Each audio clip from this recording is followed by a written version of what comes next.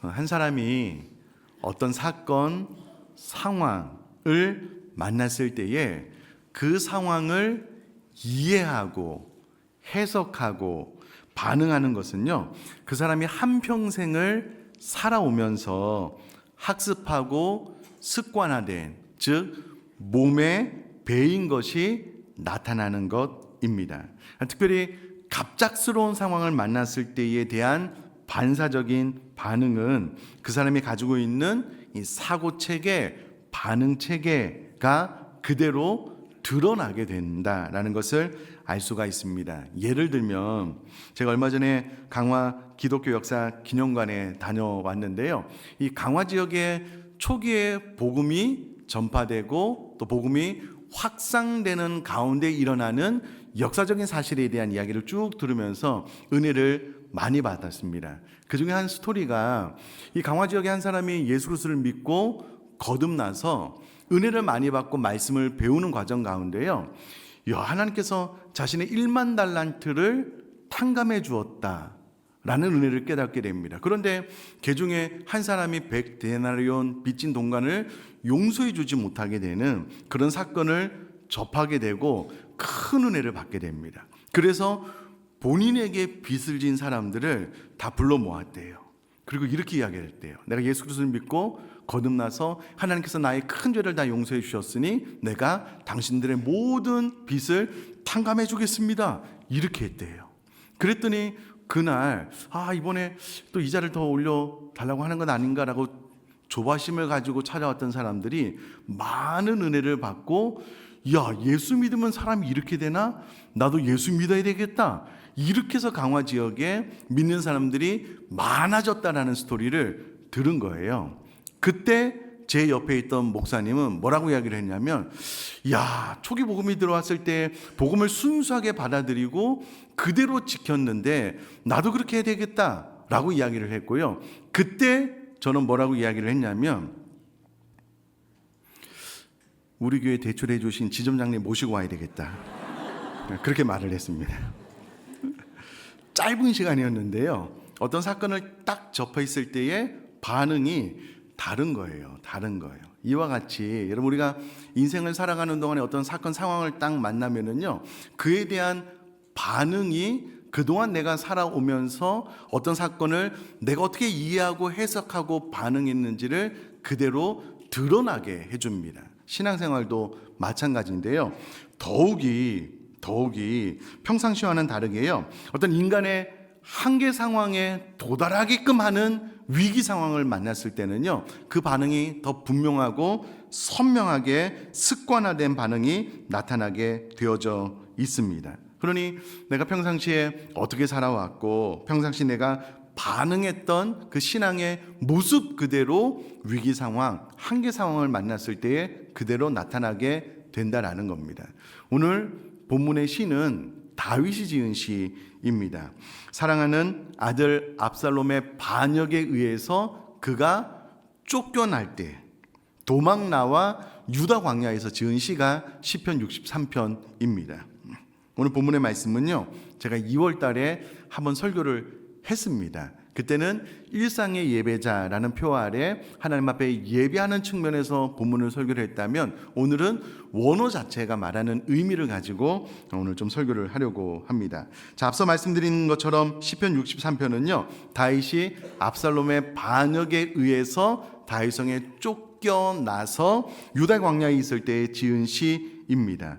아마도 다윗은 예루살렘을 떠나서요, 요단강을 건너 요단 동편의 마하나임으로 도피를 했는데, 이 마하나임으로 가는 과정에서 요단 서편 어느 지역에서 이 시를 지었다라고 생각을 해볼 수가 있습니다.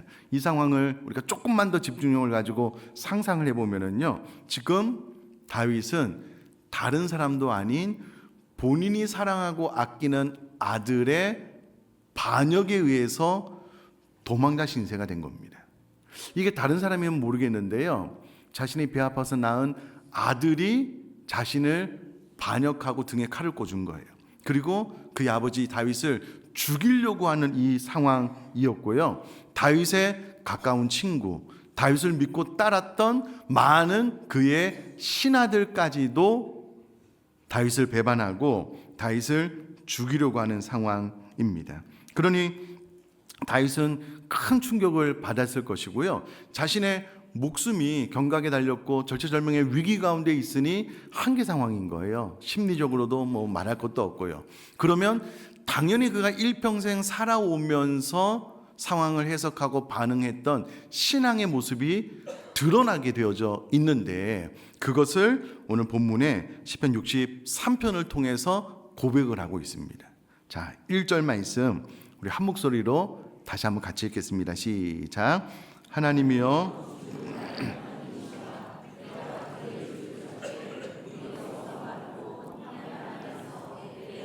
주를 갈망하며 내 육체가 주를. 아멘. 우리가 읽은 1절부터 4절까지는요 다윗이 메마르고 황폐한 땅에서, 특별히 그 사랑하는 아들에게 배신을 당해서 도망 나오는 상황 가운데 오직 주를 바라는 자신의 신앙을 선언하고 있다는 것을 알 수가 있습니다. 자, 1절을 초반부에 보면 가장 먼저 다윗은 하나님의 이름을 부르고 있습니다. 여기서 말하는 하나님이여 라는 것을 원어로 보면 엘로힘을 쓰고 있는데, 이 엘로힘은 전능하신 하나님, 온 천하 만물을 창조하신 하나님, 하나님의 능력, 하나님의 권능을 나타내는 신명입니다. 그런 하나님의 이름을 부르고 난 이후에 바로 이어서 무엇이라고 고백을 하고 있냐면요, 그 하나님이 주는 나의 하나님이십니다 라고 고백을 하고 있습니다. 여러분, 온 천하 만물을 창조하신 전능하신 능력의 하나님이다라고 고백을 하고 난 이후에 이어서 그 하나님이 나의 하나님입니다 라고 고백을 통해서 다윗은 그 전능하신 하나님 엘로힘의 하나님을 그동안 얼마나 그의 삶 가운데 친밀하게 다정하게 경험했는지 이 시를 통해서 고백하고 있다라는 겁니다. 우리 성도님들 가운데요, 어떤 분은 하나님을 전능하신 하나님으로 믿어요. 그런데 그 하나님이 저 우주 밖에 계신 거예요. 나의 기도도 잘 응답해 주시지 않고 하나님은 좀 멀리 계신 것 같고, 때로는 두렵고 무서운 하나님으로 알고 신앙생활 하시는 분들도 간혹 있습니다. 근데 다윗은 하나님을 그렇게 느낀 것이 아니고요, 그의 삶 가장 가까운 곳에서 자신과 동행하는 친밀한 하나님으로 경험했기 때문에 이 위기 상황 가운데 하나님을 나의 하나님으로 고백하고 있다라는 겁니다. 다윗은 어떻게 이렇게 되었을까라고 생각을 해보면 아마도 그가 목동 시절부터 양들을 치면서 늘 하나님과 동행했던 것 같아요.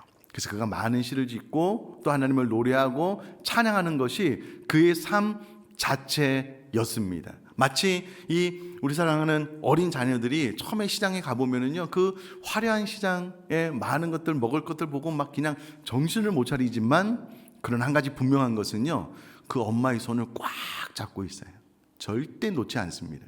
마치 다윗이 그런 인생을 살아오다 보니까 지금 이 절체절명의 위기 가운데서라도 가장 먼저 하나님을 나의 하나님으로 고백하고 있다라는 겁니다. 이 상황을 좀 가만히 생각을 해보면, 앞서 사람은 위기의 순간에 그가 평상시 보여왔던 어떤 사고, 해석, 반응의 체계를 그대로 나타낸다라고 제가 말씀을 드렸는데, 지금 다윗은 평상시에도 늘 하나님과 동행하는 친밀한 신앙생활을 해왔기 때문에 이 위기 상황 가운데 하나님을 나의 하나님으로 부르고 있다라는 겁니다. 사랑하는 성도님들, 삶의 위기를 만나면은요, 누구나 낙심하고 좌절하게 되어져 있습니다. 그래서 자기 연민에 빠지고요, 왜 저 사람이 나에게 이렇게 행동할까, 그 부분을 많이 묵상하고 생각할 때가 많거든요. 그런데 다윗은 평상시에 그의 삶의 어떤 신앙의 습관이 늘 하나님을 먼저 묵상하고 바라보고 고백했기 때문에 이와 같은 시편을 지을 수 있었다라는 것을 생각을 한다면, 그럼 저와 여러분들의 평상시의 신앙생활이 늘 하나님의 얼굴을 구하고 하나님과 친밀한, 하나님과 좀 다정하고 가깝게 지내는 신앙생활을 할 수 있기를 주님의 이름으로 축복합니다. 그럼 아멘이셔요? 제가 우리 교회 성도님들 이렇게 쭉 보면은요, 두 분이 신앙생활이 다 좋아요. 근데 유독 두 분이 좀 별로 좀 이렇게 좀 서먹서먹하게 보이는 경우가 있어요. 근데 어떤 분들은요, 이 부부가 엄청 다정해요. 자녀들도 그냥 막 아빠 엄마 막 껴안고 막 허깅하고 엄청 좋은 경우가 있거든요. 신앙생활도 그런 것 같아요. 하나님 전능하신 하나님입니다, 참 좋습니다라고 하지만 뭔가 하나님이 좀 멀리 느껴지는 경우도 있지만 정말 이게 좀 친밀하고 화목한 가족들을 보는 것처럼 하나님을 또 그렇게 신앙하는 분들도 있거든요. 그러니까 다윗이 하나님을 그렇게 신앙했기 때문에 하나님을 나의 하나님으로 고백하고 있다는 것을 좀 잘 기억을 하시면 좋겠습니다. 계속해서 다윗은 이 상황 가운데 내가 간절히 주를 찾되 물이 없어 마르고 황폐한 땅에서 내 영혼이 주를 갈망하며 내 육체가 주를 앙무하나이다 라고 고백을 하고 있습니다. 근데 여러분, 이 세 단어가요, 동사의 시제가 다릅니다. 첫 번째, 내가 간절히 주를 찾되라는 이 단어를 원어로 보면은요, 미완료형이 쓰여져 있습니다. 여러분, 히브리어에서 미완료형은요, 과거로부터 미래까지 계속 연결되는 동작을 의미합니다. 그러니까 내가 간절히 주를 찾았다라는 말을 미완료형으로 썼다는 것은 다윗이 그동안 그전에도 하나님을 간절히 찾았고 이후로도 내가 하나님을 간절히 찾겠습니다라는 고백이고요. 또 계속해서 갈망하며 앙무하나이다라는 완료형으로 사용되어졌는데요. 완료형으로 사용되어졌다라는 것은요, 과거로부터 지금까지 자신의 영혼이 늘 주를 갈망했고 자신의 육체가 주를 앙무했습니다라는 것을 의미합니다. 그러니까 다윗은 그의 삶 자체가 위기가 있을 때나 없을 때나 늘 동일하게 하나님을 찾고 갈망하고 사모하는 신앙생활을 해왔기 때문에 지금 이 위기의 상황에서도 동일하게 반응하고 있다는 것을 알 수가 있습니다. 자, 그런데 그러면 내가 간절히 주를 찾되라는 말을 원어적으로 좀 깊이 들어가 보면은요, 이 말은 어떤 대가를 치르더라도 어떤 위험에 놓인다 하더라도 하나님을 부지런히 구한 것을 나타낸다라는 것을 알 수가 있습니다. 이렇게 표현을 하면 좀 마음에 와닿을까요? 요즘 자영업 하신 분들 너무 힘들잖아요. 그래서 너무 이제 운영해 나가기 어려워서 좀 대출을 받아야지 결국 좀 이렇게 살아남을 수 있겠는데 대출이 잘 안 돼요. 대출을 받아야만 되는 상황이라면 대출을 해주는 은행을 찾기 위해서 혹은 나에게 대출을 해줄 사람을 찾기 위해서요, 진짜 눈에 불을 켜고 생명 다해서 목숨 다해서 찾는 경우를 가끔 보게 되고 듣게 됩니다. 여러분, 그것을 뛰어넘는 열정으로 다윗은 늘 하나님을 갈망했다라고 고백을 하고 주를 찾고 앙무했다라고 고백을 하고 있다라는 겁니다. 그러니 사랑하는 성도님들, 평상시에 우리가 늘 주를 이와 같은 마음으로 찾고 앙무하고 갈망하게 되면 그것이 위기의 순간에도 그대로 나타나고 반응하게 되니 여러분, 평안한 신앙생활 가운데서라도 위기가 발생했을 때는 당연히도 하나님을 간절히 찾지만 평안한 신앙생활 가운데도 늘 주님을 찾고 앙무하고 갈망할 수 있게 되기를 주님의 이름으로 축복합니다. 특별히 그 대상이 주를 2번 반복함으로써 늘 하나님을 연모했습니다, 사랑했습니다, 찾았습니다라고 고백을 하고 있습니다. 근데 여러분, 이 표현을 보면은요, 다윗이 내가 간절히 주를 찾되 물이 없어 마르고 황폐한 땅에서 내 영혼이 주를 갈망합니다, 내 육체가 주를 앙무합니다 라고 고백을 하고 있는데요, 여기서 말하는 마르고 황폐한 땅은 유다 광야입니다. 이 유다 광야가 4월부터 한 10월까지요 정말 이 비가 내리지 않고 메마른 땅이 되면은요 사람이 단 한순간도 이곳에 서 있기가 어려운 그런 메마르고 황폐한 땅이다라고 이야기를 합니다. 모든 생물이 말라 죽을 수밖에 없는 척박한 땅이 되는데요, 그곳에서 다윗이 이와 같은 고백을 할 때에 그 땅 자체를 의미하는 표현도 있지만 자신의 심령이 이와 같다라는 것도 이제 표현을 하고 있다라는 겁니다. 그러니 다윗이 얼마나 공고한 가운데 정말 얼마나 애타게 하나님을 만나기를 간절히 원했는지를 이 말씀을 통해서 볼 수 있다라는 겁니다. 사랑하는 성도님들, 사람의 인생의 위기를 만날 때요, 정말 내가 내 인생의 밑바닥에 떨어져서 더 이상 이보다 더 아래는 없다라고 했는데 또 떨어지는 거예요.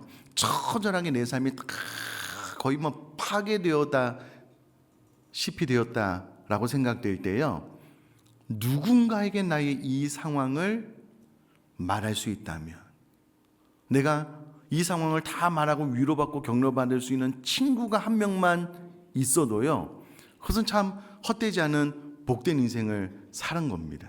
근데 다윗은 그 대상이 하나님이신 거예요. 자신의 이 처거절한 상황을 있는 모습 그대로 다 고백하고 말씀드리고 있는데 그 대상이 하나님이다라는 겁니다.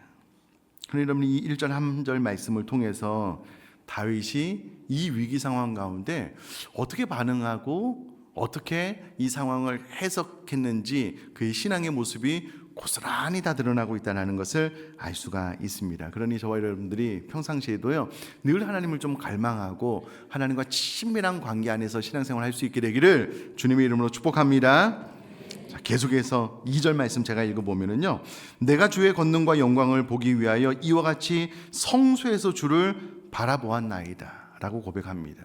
지금 다윗이 쫓기는 상황이기 때문에요, 성소와 멀어진 상태이기 때문에 지금 현재의 상황보다는 과거에 있었던 상황을 회상하면서 고백하는 내용이 2절입니다. 근데 다윗이 과거에 성소에 있을 때 어떻게 했냐면요, 주의 권능과 영광을 봤다라는 거예요. 그러니까 주의 권능과 영광을 보기 위해서 본인이 성소에 들어갔고, 과거에 그 성소에서 주의 권능과 영광, 이것은 눈으로 보이지는 않지만 영적인 체험, 하나님의 임재의 경험일 텐데요, 그런 것들을 내가 성소에서 주를 바라보았습니다 라고 지금 고백을 함을 통해서 이 메마르고 척박한 이 땅에서 내가 여전히 주의 권능과 영광을 바라봅니다 라고 기도하고 고백하고 있다는 겁니다. 여러분, 저는 이 2절 말씀을 통해서 참 큰 은혜를 받았는데요, 다윗은 지금 이 위기의 순간에 가장 척박한 땅에서 본인에게 무엇이 가장 필요한지 명확하게 알았습니다. 그것은 바로 주의 권능과 영광, 하나님의 임재를 다시금 경험하는 것이었습니다. 다윗이 과거에 주의 성소에서, 성전에서 하나님 앞에 예배할 때 주의 영광의 임재를 경험하니까는요, 소위 말해서 성령이 충만한 거예요. 하나님의 생기로 충만하니까는요, 역동적인 활력이 넘치는 신앙생활을 했고, 그 역동적인 힘으로 말미암아 정확한 판단과 정확한 분별력, 하늘의 지혜와 명철로 당시 상황 가운데 최선을 결정했던 것들을 기억하면서 지금 이 위기 상황 가운데 과거를 회상하면서 내가 주의 권능과 영광을 보기 위하여 이와 같이 성소에서 주를 바라보았나이다라고 고백하고 있다라는 겁니다. 여러분, 우리가 입장을 바꿔놓고 저 여러분들이 내 사랑하는 자녀 이렇게 배반을 당한 거예요. 집에서 쫓겨나게 되었어요. 길로 나앉게 되었어요. 단순히 배반뿐만 아니라 막 우리 자녀가 우리를 막 죽이려고 해요. 진짜 막 세상 말로 목을 따려고 해요. 농담이 아니고 진짜로. 그러면 그 배반감, 낙심, 좌절, 그럼 사람의 마음이 깨져버리면은요, 이 멘탈이 나가버리면은요, 아무것도 못합니다. 손에 힘이 쭉 빠지고요, 아무런 판단도 제대로 할 수가 없어요. 그냥 망가져 버리고 인생이 무너져 내리거든요. 지금 다윗이 지금 그런 상황 가운데 본인에게 무엇이 제일 필요한지 알았어요. 그래서 과거에 내가 주의 권능과 영광을 보기 위하여 성소에서 주를 바라보았을 때 하나님의 영광의 임재가 있었고, 그때 성령 충만함으로 내 마음과 영혼이 활력이 넘쳐서 바른 판단을 내렸는데 그때와 같은 은혜를 주십시오라고 이제를 고백을 하고 있다는 겁니다. 그러니 여러분, 우리가 인생에 있어서 위기 순간을 만날 때 가장 필요한 것이 무엇이냐면 하나님의 영광의 임재입니다. 성령 충만하고 하나님의 힘이 나에게 부어지는 거예요. 그래야만 피곤하고 연약한 무릎을 일으켜 세워서요, 내 삶 가운데 최선의 선택을 할 수 있거든요. 지금 다윗이 그것을 고백하고 있다라는 겁니다. 그렇다면 행여라도 저와 우리 사랑하는 성도님의 삶 가운데 위기 순간을 안 만나면 모르겠지만 이와 같은 상황을 만났을 때에 나도 다윗처럼 그 어렵고 힘든 시간에 가장 먼저 하나님께서 나에게 가장 큰 은혜를 주셨던 그 하나님의 영광의 임재가 있었던 그때를 회상하고 그때로 돌아가기 위해서 이와 같이 기도할 수 있는 저 여러분 될 수 있기를 주님의 이름으로 축복합니다. 꼭 그렇게 되셨으면 좋겠어요. 위기의 순간에 최악의 선택은 가만히 있는 거예요. 자기 연민에 빠지는 거예요. 왜 나에게 이런 상황이 왔지? 왜 압살롬은 나를 반역했을까? 가장 가까운 친구, 왜 나를 믿고 따랐던 그 많은 군사, 나 때문에 그의 생계가 유지되었는데 왜 그들이 나를 배반했을까? 그런 거 묵상하면서 스스로 좌절하지 않았습니다. 그때 다윗은 하나님의 영광의 임재를 바라보고 묵상하고 기도했다면 저와 여러분들도 꼭 그렇게 될 수 있기를 주님의 이름으로 축복합니다. 아멘. 3절 말씀도 참 귀한 말씀인데 우리 한번 같이 읽어보겠습니다. 시작. 주의 인자하심이 생명보다 나음으로 내 입술이 주를 찬양할 것이라. 아멘. 아멘. 제가 전에 특세 때 그런 말씀 드린 적이 있는데요. 사랑하는 성도님들, 저럼 한번 봐주시면 좋겠습니다. 눈을 감고 말씀을 들으시는 분들은 눈을 뜨고 저를 한번 바라봐 주시면 좋겠습니다. 우리 사람이요, 신앙생활을 할 때요, 내 신앙을 하나님께서 주시는 건강으로 신앙을 쌓거나 행복으로 신앙을 쌓거나 물질로 신앙을 쌓거나 내가 원하는 어떤 성공으로 신앙을 쌓으면은요, 사단이 그 부분을 쳐버리면 우리 신앙은 와르르 무너져 버리게 됩니다. 근데 내 신앙을요, 물질로 안 쌓았어요. 내 건강으로 안 쌓았어요. 내 성공으로도 안 쌓았어요. 오직 하나님을 믿는 신앙, 은혜로만 쌓았어요. 그러면 사단이 아무리 와서 내 신앙을 흔들어 버리려고 해도 무너지지가 않는 거예요. 왜냐하면 내 신앙은 그런 것들로 쌓지 않았기 때문에 그렇습니다.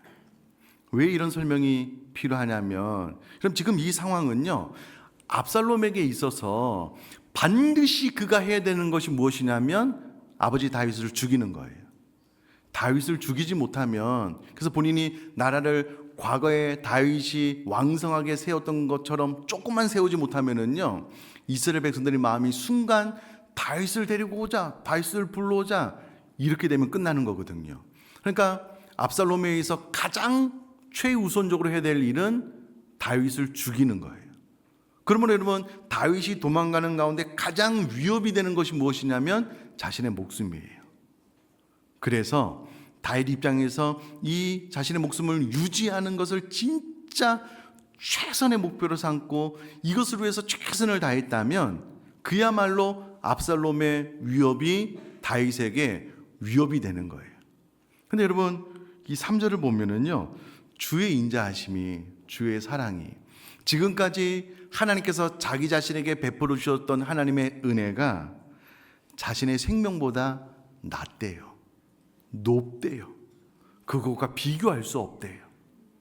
지금 이것을 노래하며 찬양할 때 다윗은 그의 목숨을 유지하기 위해서 지금 하나님 앞에 자기 살려달라고 기도하는 내용이 없는 거예요. 없는 거예요.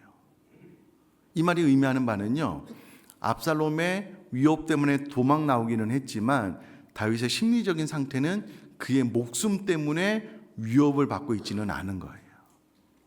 그럼 이것이 참 중요한데요, 우리들의 신앙생활을 무엇으로 쌓고 있느냐는 참 너무나도 중요합니다. 그래서 그것이 내 생명보다 중요해 라고 했을 때 그것을 사단이 쳐버리면은요, 내 신앙생활은 와르르 무너진다니까요. 그런데 다윗은 그의 생명마저도 하나님의 인자하심 앞에 내놓게 되니 어떠한 위협도 위협이 되지 않는 거예요. 그러니 주의 인자하심이 생명보다 나음으로 이 위기 가운데 내 입술이 주를 찬양할 것이다 라고 고백을 할 수 있게 된다라는 겁니다.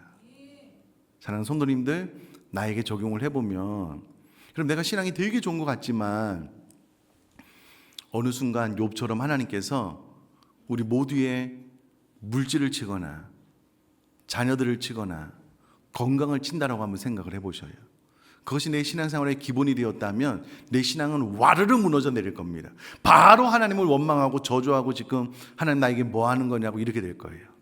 근데 다윗은 자신의 목숨도 명예도 부도 자신의 신앙생활의 기초로 쌓아놓지 않았거든요. 그러니까 압살롬에 의해서 이 모든 것들이 한순간 다 무너져도요, 오히려 다윗은 주의 인자하심이 생명보다 나음으로 내 입술이 주를 찬양할 것이다 라고 고백하고 있는 거예요. 고백하고 있는 거예요. 그럼 이와 같은 신앙을 저와 여러분들이 소유할 수만 있다면 여러분, 사단도 이 세상도 그 누구도 우리를 위협할 수 없어요. 위협이 되지 않습니다. 오히려 내 생명까지도 하나님 앞에 내어놓았다면 뭐가 문제예요? 아무것도 문제가 아닙니다. 내가 오히려 주님을 찬양하겠습니다. 이렇게 되는 거예요. 저는 이 짧은 구절을 통해서 정말 다윗이 그동안 어떤 신앙생활을 해왔는지 말씀을 통해서 많은 은혜를 받게 돼요. 나의 신앙생활은 어떠했는지 이 고백을 통해서 나도 이와 같은 고백을 좀 드리는 신앙생활을 했으면 좋겠다라고 소망할 수 있게 되기를 또 주님의 이름으로 축복합니다. 자, 4절 말씀 제가 읽어보면은요, 이름으로 나의 평생의 주를 송축하며 주의 이름으로 말미암아 나의 손을 들리이다 라고 고백을 하고 있습니다. 나의 평생의 주를 송축하며 내가 계속해서 주님을 찬양하고 예배하겠습니다. 또 주의 이름으로 말미암아 나의 손을 들겠습니다 라고 고백을 하고 있는데요, 여러분 히브리인들에게 있어서 손을 든다라는 말은, 우리는 이렇게 찬양할 때 저도 하나님의 은혜를 높이 올려드리고 싶으면 이렇게 손을 들고 고백을 하는데요, 히브리인들은 손을 든다라고 했을 때 이 의미는 주로 기도를 의미합니다. 그들은 주로 서서 하늘을 우러러 손을 들고 기도했거든요. 그러면 이 말이 의미하는 바는 다윗은 이후로 내 평생에 계속해서 주를 송축하며 예배하며 찬양하겠습니다. 그리고 기도하겠습니다. 이런 고백이거든요. 자, 그렇다면 우리 사랑하는 성도님들도 정말 위기의 순간 경험했을 때에 계속해서 하나님을 예배하고 찬양하고 계속해서 기도를 쉬지 않을 수 있기를 또 주님의 이름으로 축복합니다. 자, 말씀을 정리를 해보면은요, 그럼 다윗은 위기의 상황 가운데 하나님을 나의 하나님으로 부르는 친밀함이 있었습니다. 이게 이렇게 될 수 있었던 이유는 평상시에 늘 하나님을 갈망하고 찾고 부르짖는 그런 신앙생활을 했기 때문에 이와 같은 반응이 있었다라는 것을 기억한다면, 나도 평상시에 늘 주님을 찾음으로 하나님과 좀 친밀한 신앙생활을 해야 되겠다라고 생각을 했으면 좋겠고요. 다윗은요, 위기의 순간에 그에게 무엇이 필요한지 정확하게 알았습니다. 하나님의 영광의 임재이고 그 영광의 임재를 통하여 다시금 성령 충만하고 또 하나님의 생기로 활력이 넘치는 것, 능력 있는 삶을 살게 되는 것, 그래야만 현 상황을 돌파해 나갈 수 있다는 것을 알고 기도했다면 우리도 그렇게 되었으면 좋겠고요. 다윗은 생명까지 내어놓음으로 압살롬의 위협이 되지 않았습니다. 그래서 하나님을 찬양할 수 있었고요, 그래서 계속해서 내가 예배하고 기도하겠습니다 라고 결정할 수 있었다면 이와 같은 은혜가 저 여러분들의 삶 가운데 풍성할 수 있기를 주님의 이름으로 축복합니다.